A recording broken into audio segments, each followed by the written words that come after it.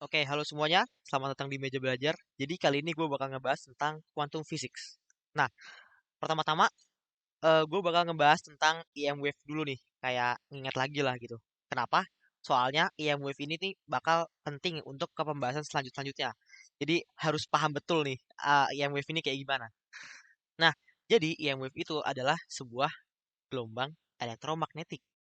Artinya, gelombang itu dibuat dari electric field dan magnetic field yang berubah-ubah, vibrating tuh istilahnya. Kayak dilihat di sini. Nah, ini tuh electric field nih. Kayak ini ke atas gitu, ini ke bawah gitu. Ini electric field, ini magnetic fieldnya. Geraknya ke kanan. Oke. Nah, terus apa yang spesial dari gelombang ini? Jadi, gelombang ini tuh bisa membawa energi. Lah, gimana? Ini kan gelombang kayak garis-garis doang gitu. Gimana bawa energinya gitu. Nah, eh kan dia ini nih simpel lagi nih. Salah satu contoh ya. Dia kan ini kan electric field nih. Ini terdiri dari electric field kan. Ini tuh electric field ke atas gitu, ke atas, ke bawah, ke bawah, ke bawah. Nah, coba bayangin gelombangnya ini nabrak sebuah eh muatan positif. Muatan positifnya misalnya ada di sini nih tiba-tiba. Set, pasti dia bakal gerak ke atas dong. Dia tiba-tiba muatan positifnya makin punya kecepatan ke atas. Berarti punya kecepatan, muatannya punya energi. Dia dapat dari mana energi ya? Ya berarti dari si gelombangnya tadi, dari siapa lagi gitu. Nah, itulah kenapa salah satu contoh kenapa gelombang elektromagnetik itu punya energi gitu. Salah satu ya simpelnya gitu. Nah, terus gelombang elektromagnetik ini dia nggak continuous, tapi discrete jumlahnya. Maksudnya apa? Discrete itu maksudnya gelombang energinya itu jumlahnya itu ada step-stepnya yang pasti gitu. Kayak jumlah orang. Pasti satu, dua, tiga, empat, lima. Nggak bisa dua setengah kan. Nah gitu. Kalau continuous itu kayak misalkan eh kalian ngegas mobil kalian dari diem nih. Dia digas sampai kenceng. Nah itu tuh pasti speednya itu continuous. Pasti dia pernah ngalamin semua kecepatan dari sebelum kenceng. Misalnya kalian ngegas dari 0 sampai 100 km per jam. Pasti dia pernah ngalamin semua eh kecepatan. Nggak mungkin dari 0 tiba-tiba 20 tiba-tiba 40 tiba-tiba 60 tiba-tiba 80. Nggak mungkin dong. Nah, itu kayak gitu. Itu maksudnya continuous tuh kayak gitu. Mulus gitu. Dari 0 ke 100. Tapi kalau discrete, enggak. Itu kayak jumlah orang. Pasti satu, pasti dua, tiga, empat, lima. Nggak bisa satu, satu setengah, dua gitu nggak bisa. Nah, terus keunikannya lagi, eh si gelombang EM ini dia punya dua behavior, yaitu dia bisa dibilang sebagai wave. Ini jelas ya, ini kan emang EM wave gitu. Mungkin kalian juga udah jelas gitu. Karena kenapa? Ya, tapi aslinya tuh kenapa dia dibilang wave? Gara-gara dia itu bisa terdifraksi sama terinterferensi. Terdifraksi itu ketika dia lewat celah yang besar, celahnya itu seorde atau gampangnya mirip lah, mirip besarnya dengan panjang gelombangnya dia. Nah, itu dia bakal terdifraksi itu mencar-mencar gitu. Mencar-mencar. Ntar ada pola gelap terang, biasanya kalian lihatnya gitu. Terus kalau interferensi itu kalau ada dua, lewat dua celah, ntar bisa gabung. Terus ada pola lagi gitu. Nah, itu kayak gitu. Terus yang yang kedua, dia bisa dianggap sebagai partikel. Tuh, gimana caranya? Gelombang itu partikel. Nah, ini nih nanti kita bakal bahas yang disebut photoelectric effect buat jelasin kenapa gelombang itu dibilang partikel. Nah, terus untuk sementara ini coba ya udah nih coba diingat dulu kalau eh, gelombang elektromagnetik itu energinya proporsional dengan frekuensi. Jadi makin besar frekuensi itu dia makin eh, gede energinya dari gelombang tersebut. Ya konstanta proporsional itu H. Itu adalah Planck konstan besarnya ini. Sebagai contoh gini nih. Misalkan ini kan visible light spectrum ini, spektrum cahaya. Ini dari ungu sampai violet sampai merah.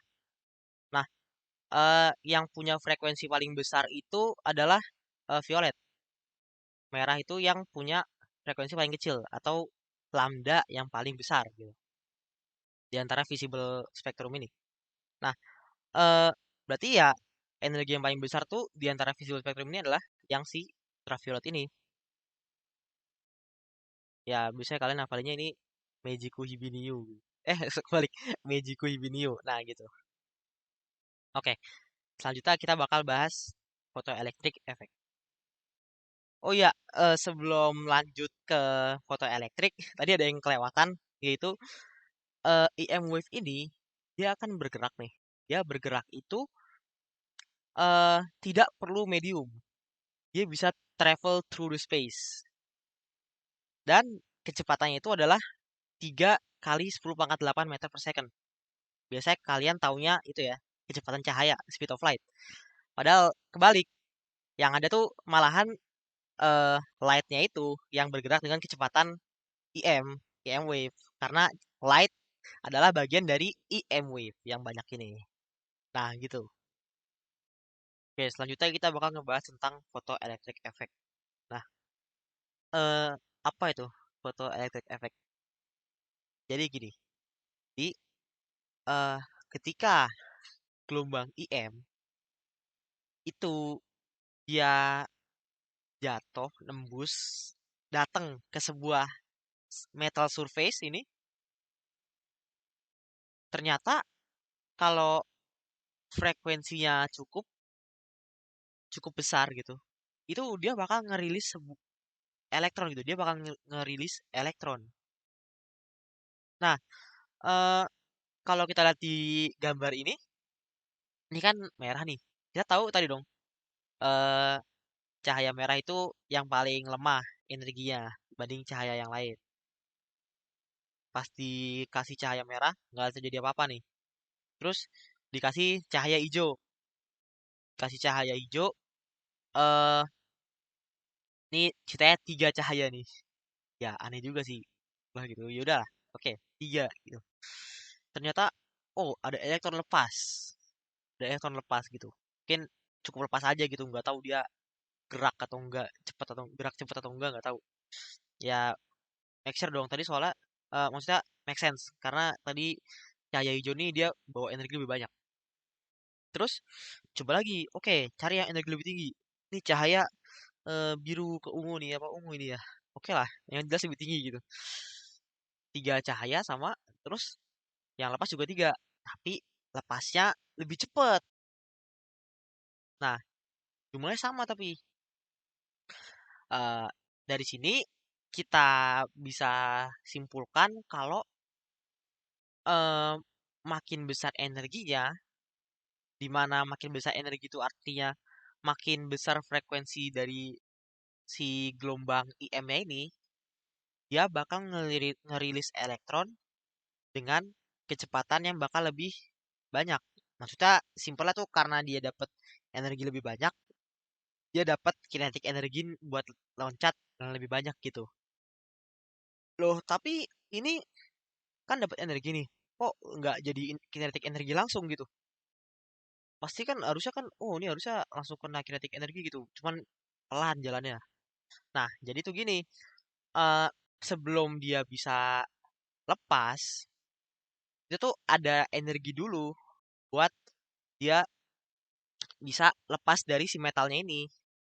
Dan di yang cahaya merah ini energi itu terlalu kecil buat ngelepas elektron. Nah, energinya itu disebut U atau bisa ditulisnya flux gitu. Gimana ya? Phi. Nah, oke, jadi ini HF ini energi dari elektromagnetik ya, gelombangnya. Terus itu bakal dipakai untuk itu sama dengan U itu berarti gimana ya? Energi aktivasi, gimana ya? Energi buat si elektronnya ini lepas, lepas dengan kecepatan nol. Nah, baru sisanya kalau masih ada dipakai buat jadi kinetic energi. Makanya ini yang energi lebih banyak, ya lebih cepat geraknya.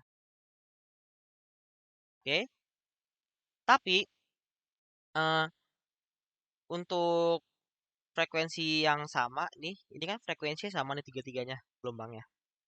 Belum tentu tiga-tiganya ini elektron yang lepas itu sama kecepatannya. Karena ini kan metal itu kan punya ketebalan ya. Nah, kita tuh gak tahu si elektron itu tuh ada di di sebelah mana gitu. Apakah agak di bawah-bawah, apakah udah di mepet di atas gitu. Otomatis kalau mepet udah di atas gitu elektronnya, U-nya ini bakal kecil gitu. Jadi dia bakal dapat kinetic energi lebih banyak, dia bakal bergerak lebih cepat. Tapi kalau misalnya energi dia itu elektronnya aslinya ada di bawah, di bagian dalam gitu, energi itu bakal lebih banyak pakai buat membawa elektron itu ke atas dan melepasnya gitu. Jadi kinetic energinya nggak secepat yang udah di atas dari sananya. Nah, terus gimana nih caranya kita mau lepas elektron lebih banyak? Biar nggak tiga doang nih. Ya, ininya harus dibanyakin gelombangnya. Atau eh intensity-nya nih kayak gini ini kan rame nih. Set set intensity-nya gede gitu. Ya udah, elektronnya rame banget gitu lewat. Nah, gitu. Terus ini percobaan apa nih? Apa ya? Gold leaf gitu lah. Jadi ini tuh ada apa ya? Oh, udah ya. Zinc plate yang udah dirap dengan clean dengan wire wool. Jadi ini muatannya negatif semua gitu. Apalah ini namanya? Gak penting. Nah, si ini kan jadi gini, ini kan muatan negatif. Ini juga ada gold leaf nih. Otomatis ini kalau gold leaf-nya ya ini kayak ini ujungnya disangkutin di sini, terus ini gold leaf-nya ini bakal ngambang gitu karena ya masuk akal gitu. Ini muatan negatif saling tolak menolak. Jadi dia ya kayak ada gaya yang menahan si gold leaf-nya ini biar nggak tutup ke sini. Nah, terus eh dikasih ultraviolet light, dikasih EM wave gitu, dikasih energi berarti. Dan elektron-elektron yang di sini pada lepas. Otomatis elektron di sini sama di sini itu berkurang dong pada loncat-loncat keluar gitu, lepas semuanya. Berkurang. Nah, ternyata si gold leaf-nya ini itu makin ini apa tuh sudutnya ini makin kecil gitu. Dia makin deket-deket ke sini mau makin jatuh gitu, mau makin nutup. Nah, dari situ kita punya konklusi nih. Konklusinya yang pertama eh reaksi fotoelektrik itu instan, gak ada delay between illumination and emission. Maksudnya ketika cahaya datang dan elektron lepas tuh hampir itu nggak ada delay gitu, instan. Terus ada minimum frekuensi that photo emission takes place. Ya, jadi kalau frekuensinya itu nggak nyampe, artinya kan kalau frekuensinya itu nggak cukup besar, energi nggak cukup besar buat melepas elektron kayak yang di sini tadi. Ini kan energinya nggak cukup besar gitu, frekuensinya nggak cukup besar buat melepas elektron. Terus different metal has different threshold frequency. Ya nih, maksudnya setiap beda metal itu beda energi yang dibutuhkan gitu, beda frekuensi yang dibutuhkan buat si buat ngelepas elektron. Dan dari yang ini tadi, ini kan makin banyak, ini intensity makin gede ya, makin banyak elektron yang lepas kan. Ternyata kalau intensitasnya sama, itu elektronnya yang lepas sama, cuman bedanya kalau makin gede energinya, dia itu makin gede frekuensinya, elektronnya makin cepat yang lepas. Cuma jumlahnya sama-sama tiga ini sama-sama tiga. Jadi ternyata eh, untuk suatu frekuensi, rate of emission of photo emission itu proporsional kepada intensity dari radiasinya itu, dari UV itu, tergantung intensity ya. Jadi ya, makin besar intensitinya, makin banyak elektron per unit time yang lepas. Dan terus biasanya ditulis dalam ini laws of photoelectric emission. Ya, ini baca sendiri aja lah. Oke.